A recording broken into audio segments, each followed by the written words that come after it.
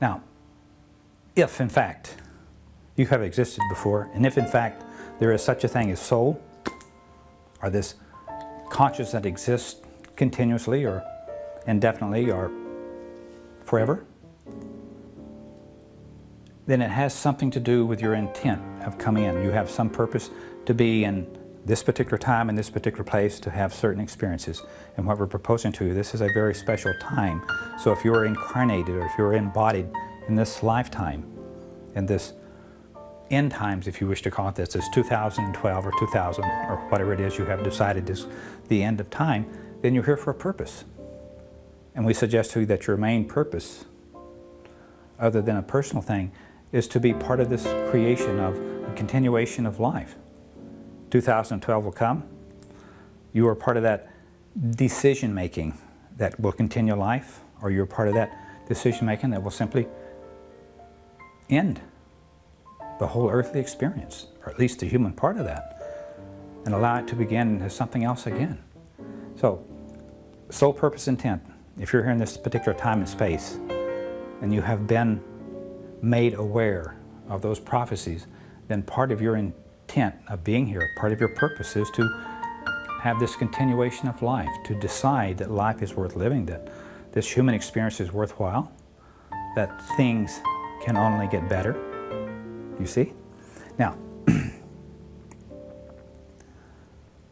on the more personal level, you come into this life to have experiences.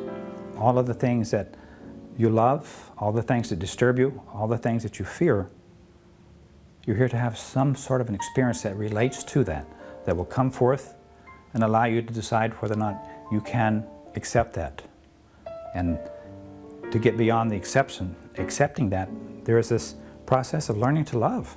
Learning to love that happening for you. Learning to master that lesson, if you will. To achieve some bit of mastery over that. So you have come into this life, soul purpose intent. You're here, things happen. Stuff happens. You've heard that variation of that. So we propose to you that all of a sudden you wake up one day and you decide that perhaps life is a little bit stressful. Life is not exactly what you would call a picnic. It is not a holiday. In fact, it becomes a rather grueling routine, day to day. And in that you can see nothing happening, only challenges. But we have to tell you, that's exactly what you have set yourself up for. You have decided, this is what I need. Perhaps it is that you're here to combat boredom, to combat a little bit of self-defeatism that allows you to think this is what life is about.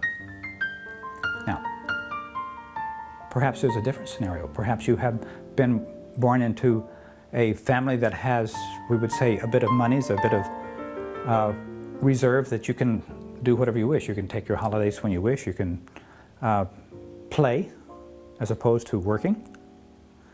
Then perhaps that is there either to suggest that that is a possibility for you, or to allow you to change to something else, to become more serious about life or something of this nature. Recognize that everything has a purpose.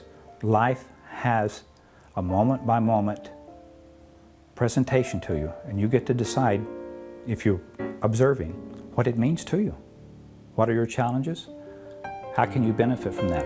We have to tell you once again that life happens for you, it doesn't happen to you. Experiences are what this is all about.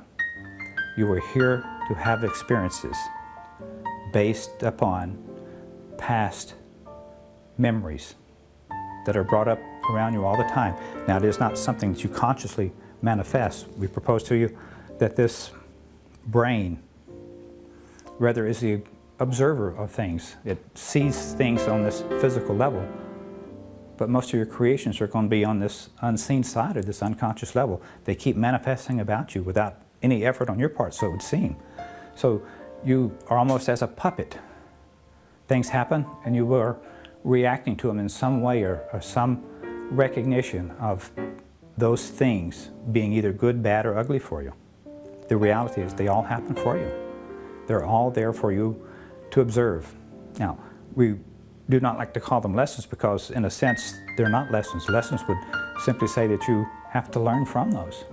And you do not have to learn. You can have that repeat over and over again. But what we will assure you is those same things will keep happening again and again, and you will feel more intensity from each gathering experience. You will decide this is getting worse and worse until, and this is the key, until you decide that you've had enough and you decide, I want to stop playing that game. I want to be something else. I want to set my reality differently. I do not want to have this experience. Then you begin to focus on the things that you would like to experience. And if you focus strongly upon those, you will find that the other things kind of fade into the background, and your main intent, your sole purpose, begins to be expressed. That sole purpose and intent is changeable. You are the creator of your life, of your reality, moment to moment. So allow it to change. Now, what if you could simply choose to feel about this a certain way, even though it has happened and it upsets you somewhat? Can you not step back far enough to simply observe and say, well, this time I'll let that go. I'll back up enough to where I can observe myself and see if I can have some sense of command over my emotions. In case you have not noticed, life is an emotional thing. You will hear and you get all sorts of dramas, all sorts of emotions. Those are the hooks that pull you in. Those are the things that you get lost within.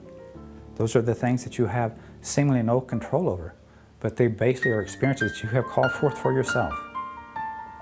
And you can discontinue those, you can modify them, you can change them to any direction you wish. The future is yours.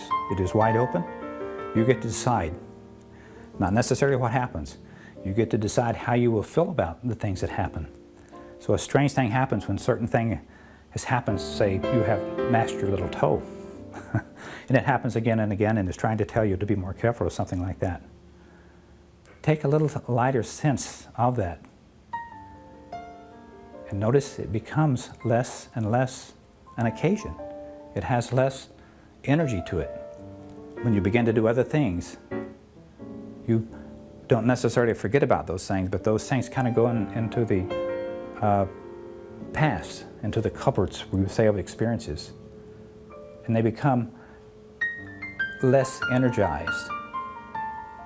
If you use intent, if you use passion, if you use emotion to create your future and decide this is what I wish, and put a little passion with it, then you become very efficient or proficient creators. Things begin to happen exactly as you'd wish them to. So your sole purpose and intent is happening for you moment to moment. All you have to do is become aware that you exist.